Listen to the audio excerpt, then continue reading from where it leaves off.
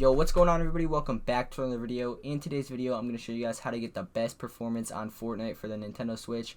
Obviously, the first setting you want to have on, code red parent in the item shop. I'm just joking, that's not needed, but if you guys want to help me out, it does greatly help me out.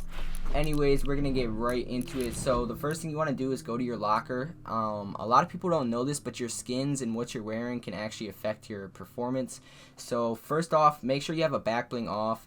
Not only does it like limit your range of view, but it can also affect performance. And on the screen, I'm gonna throw up some skins that help you with performance. Obviously, the skin I have on is not that good for performance, but I mean, he looks pretty sick, I can't lie, so that's why I'm wearing him. And then the pickaxe, I'm gonna go to my favorites. You want something simple like the icebreaker or the driver. Now, a lot of people like to wear the star wand because they think it helps them with like their edits or something, I don't know. But if you look, when I swing the star wand, it actually has that star effect. And pickaxes that have effects can actually lower your performance. So I definitely recommend something with no effects that's basic, such as the icebreaker or the driver. For the glider, this one doesn't really help with performance, but it can help you in game. If you're wearing a bigger glider, it's kind of hard to shoot you, especially like the Astroworld Cyclone. If you watch a pro lobby, you'll see they're all wearing this. And then the contrail, I recommend having like the basic contrail, like nothing on, but honestly, it's not that important. And the gun skins, ideally you want no gun skins or something that's not animated. Animated gun skins can like really hurt your game. So with that, I'm gonna get right into the settings. Now, also I want to mention, if you guys want lower ping, you're gonna want to use an Ethernet cable. Not everybody can like easily use an Ethernet cable, you know, not everybody's right next to their router, but if you guys do have the option, I definitely recommend it. You can get a converter where you can convert the Ethernet cable to like a USB, plug it in your Switch. So if you guys want to do that, that will definitely help you out with ping, but it can be a little expensive, you know, up to 50 bucks, maybe not. But if you guys don't feel like spending money, honestly, just move as close to your router for the best ping. We're going to get right into the settings. Okay, brightness and graphics. This is honestly all mostly personal preference, but I'd say this is good. I think that colorblind's overrated personally. I don't think you need to have it on. So that's what I recommend.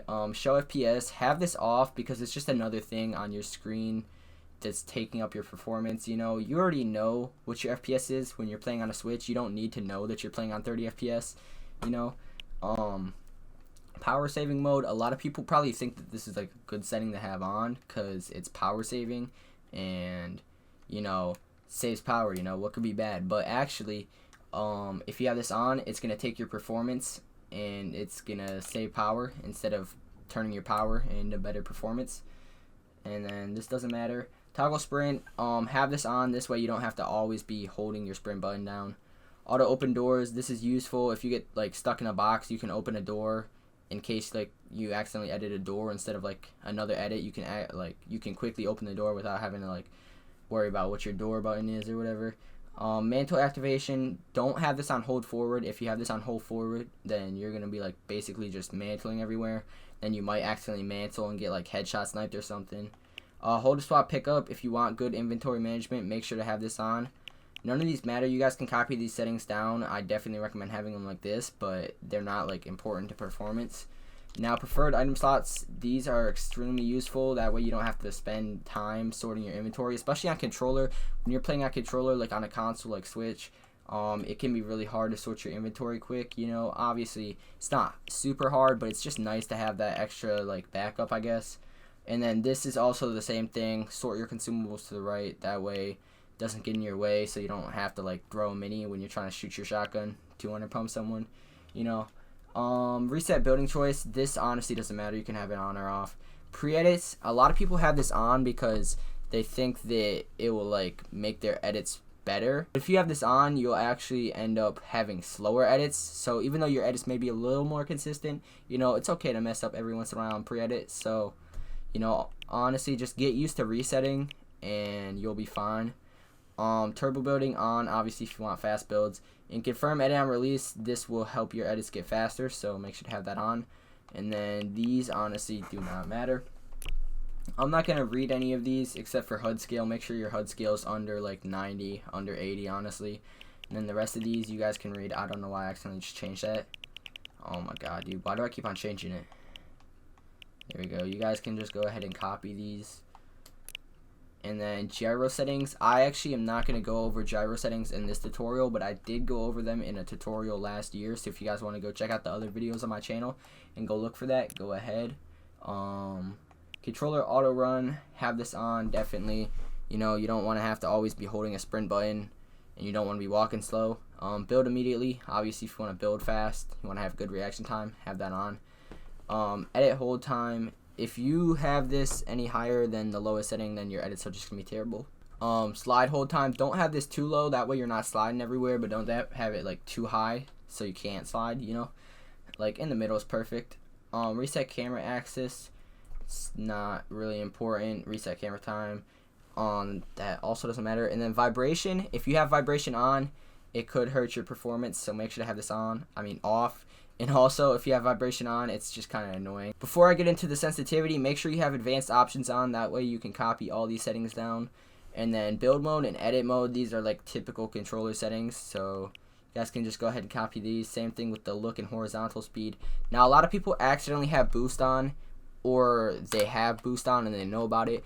But either way, no matter what, if you have boost on, I definitely recommend having it off. You know, a lot of people think that they're good with it, but like, you guys gotta drop your egos, you know, like, sure, you're good, but you could be better if you have this off. So don't think that this is like a setting you should have on. Always have boost. Anything that says boost, have it at 0.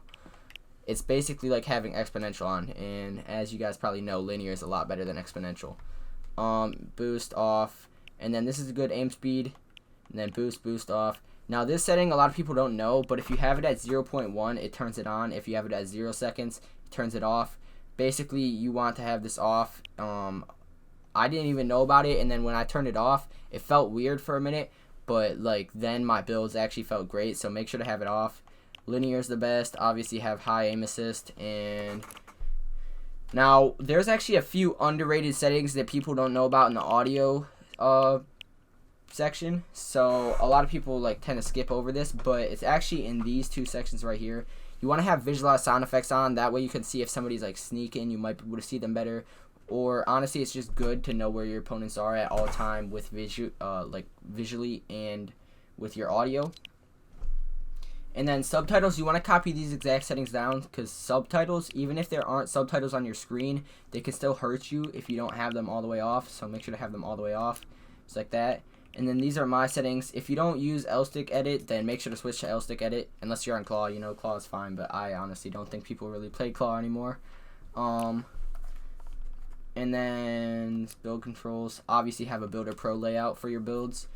And then confirm, you guys want to have your confirm edit on a different thing than your normal edit. Trust me, like, it's hard to explain what it does, but it definitely helps. Like, you'll get used to it. You just have to get used to it. Like, practice editing with it, and eventually you'll get used to it.